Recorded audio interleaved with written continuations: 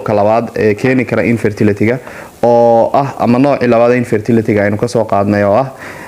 anovulatory infertility haddaan gabadha ugxanba soo saarahayn oo ay dhalmo la-aan ka cabanayso waxaa iyaduna muhiima in la sameeyo maxay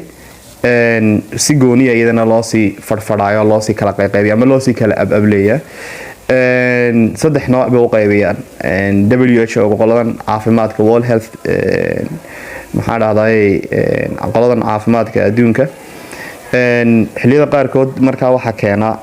yani waxa jira circuits ku xidhan oo ka imanaya maskaxda pituitary-ga ama hypothalamus-ka waa qayb ka mid ah maskaxda gudaha ku jirta pituitary-ga oo qanjir halkan ku yaala iyo maxaa dhahday ovaryada hormoona isu soo diraan hormoonada ay isu soo diraan waxa weeye maskaxda waxa laga soo deynaya maxay ama hypothalamus wuxuu soo deynaya hormone la yiraahdo gonadotropin releasing hormone ama GnRH loo soo gaabiyo wuxuu amraa pituitary-ga deedna pituitary-guna wuxuu soo daayaa hormono la yiraahdo follicle stimulating hormone iyo luteinizing hormone labadaasiba waxay tagaan xagee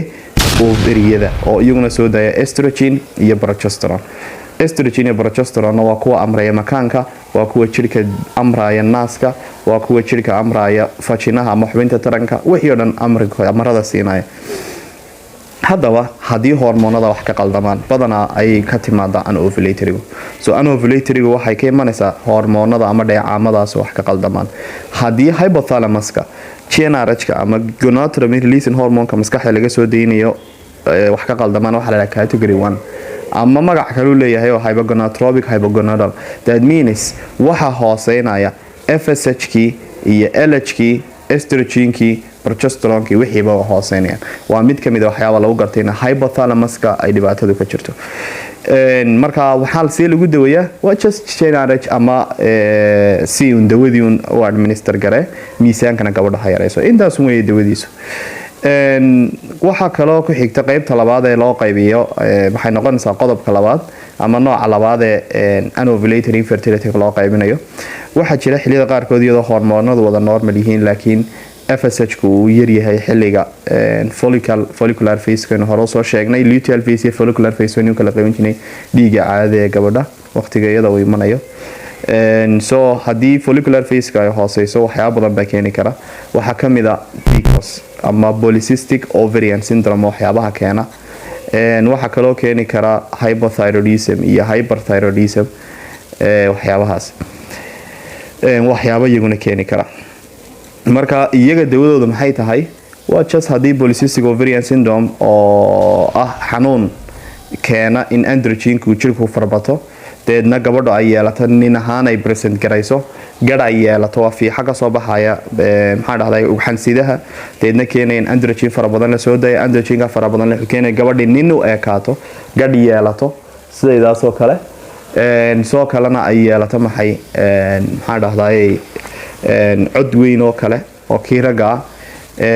timayaashii jirka soo baxay isbedelaan oo si ragga isu bedelaan macaan ay yeelato dhiikar ay yeelato yacni waxyaabahaas oo dhan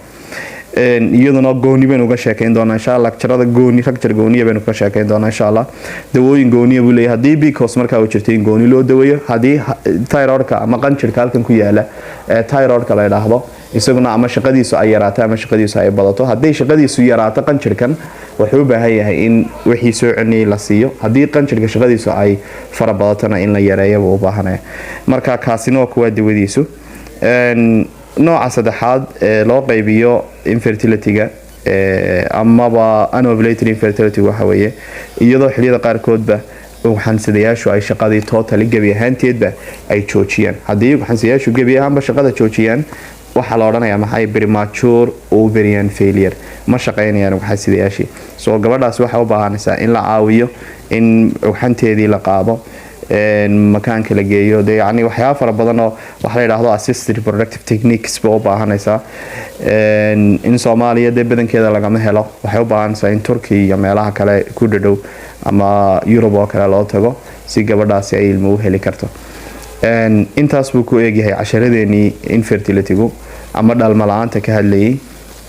waxa jira waxyaabo kale oo muhiim ah inaad ogaato iyaga laftarkoodu inay saameyn ku leeyihiin dhalmada oo ay ka mid tahay sigaarka ay ka mid tahay qaadka, ay ka mid tahay alcoholsha ama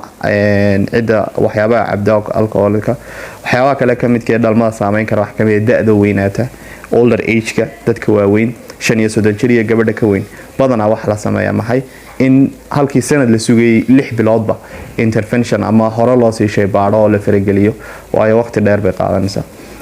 aad baan idin salaamayaa. halkaasaan ku joojinaynaa videogan insha Allah u dheeraaday. aad baan idin salaamayaa. casharada dambe la socda insha Allah. subscribe kana saara, like da iyo share tabay noo sameeyo insha Allah. channelka aad ha loola socdo insha Allah. waxaynu ku sii soconaynaa still waxyaabaha in keena dhalmo la'aanta oo in mid si yara dul istaagi doona xanuunada aynu soo sheegnay qaarkood qodobadeena dambe. aad baan idin salaamayaa. Assalaamu calaykum wa rahmatullaahi wa barakaatuh.